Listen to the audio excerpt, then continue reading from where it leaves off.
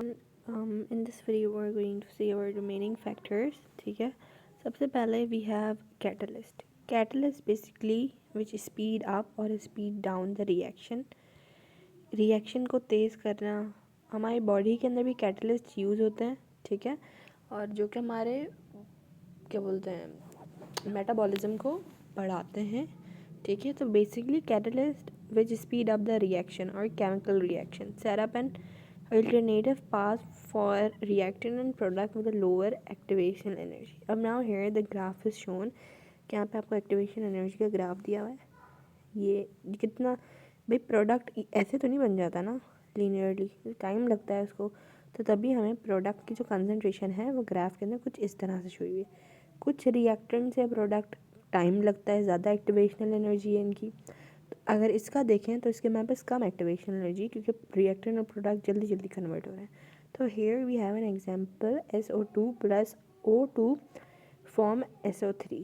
Alright, हमारे पास SO3 बन रहा है, लेकिन यहाँ पे NO जो है ना, this is the catalyst. So the rate of reaction is directly proportional to NO2, that means the catalyst. Then we have temperature. अब now temperature and the concentration, these both are two main factors जिसके ऊपर ये पूरा जो chapter है that is based on. Right, we'll discuss that further. Generally rate of reaction increase on increasing the temperature. On the 10 degree rise temperature ROR increases with 10 2 और 3 time. For example 10 degree rise है, ठीक है, 10 degree है हमारे पास. 10 degree से पहले हमारे पास temperature 100 है. 10 डिग्री के बाद जो मेरा टेम्परेचर था वो इसका डबल हो गया. 100 था, अगर 20 है, ठीक है, तो 10 डिग्री मैंने बढ़ाया, टेम्परेचर 20 है. अगर मैंने बढ़ाया तो 10 डिग्री के बाद हमारे पास ये 40 भी हो सकता है और ये हमारे पास 60 भी हो सकता है. तो रिएक्शन जो होता है that could be like increase हो सकता है अगर आप टेम्परेचर इनको इंक्रीज़ करो. The rate of reaction increase in the increasing of the temperature. इधर 10 डिग्री राइज टेम्परेचर है, कोई भी एक ऐसी चीज़ है क्योंकि हमारे पास 10 डिग्री की, मैंने आपको बताया 10 डिग्री से पहले ये 10 डिग्री के बाद ये 40 हो जाएगा. तो after 10 degree rise temperature rate of reaction increases 2 और 3 टाइम्स. ऑलराइट, हेयर अच्छा हम टेम्परेचर का ज़्यादा जिक्र we study in Arrhenius equation. Arrhenius equation we gonna study in this chapter as well, so make sure you're watching that as well.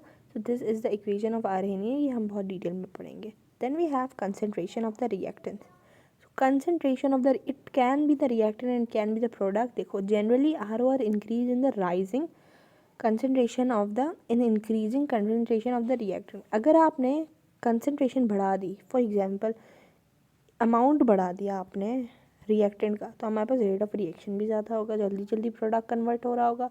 और there is another possibility कि आप rate of reaction में decrease और increase in change. देखो rate of reaction में also decrease in increasing the reactant. देखो rate of reaction is directly proportional to reactant के भी हो सकता है और इन्वर्सली प्रोपोर्शनल टू रिएक्टेंट की भी हो सकता है. तो रेट ऑफ रिएक्शन जो होता है वो डिक्रीज भी हो सकता है. भाई 2 गुना बढ़ रहा है तो फिर 2 गुना आप क्या बोलते हैं रिएक्टेंट को बढ़ा रहे हो, तो फिर वो 2 गुना क्या बोलते हैं रेट ऑफ रिएक्शन डिक्रीज भी हो सकता है. तो that depends on the reaction, ठीक है. Rate of reaction remain unaffected.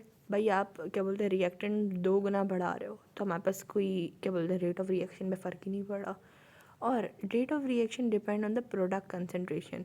भाई प्रोडक्ट ज़्यादा से ज़्यादा जल्दी जल्दी बन रहा है तो इससे हमें ये पता चल रहा है कि रेट ऑफ रिएक्शन फास्ट है, प्रोडक्ट जल्दी जल्दी बन रहा है हमारे पास, तो इसका मतलब रेट ऑफ रिएक्शन हमारे पास बहुत फास्ट है.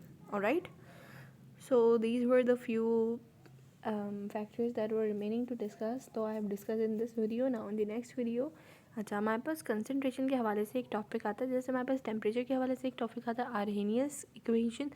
So in the next video related to concentration we are going to study rate law. That is the most important one. Make sure you're watching that as well.